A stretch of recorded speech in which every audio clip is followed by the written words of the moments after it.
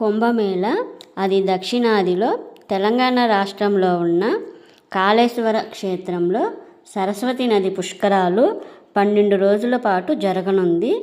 15/5/2025 నుండి 26/5/2025 వరకు దక్షిణాదిన ఒక కుంభమేళ ఈ పుష్కరాలు జరగనున్నాయి. తెలంగాణ రాష్ట్ర ప్రభుత్వం దేవాదాయ ధర్మాదాయ శాఖ వారు వీటిని ప్రతిష్టాత్మకంగా నిర్వహించబోతున్నారు. అసలు త్రివేణి సంగమం ఎక్కడ ఉందంటే 3 నదులు కలుస్తాయి. గోదావరి, ప్రాణహితం, సరస్వతి నది అంతర్వాహినిగా ప్రవహిస్తుంది.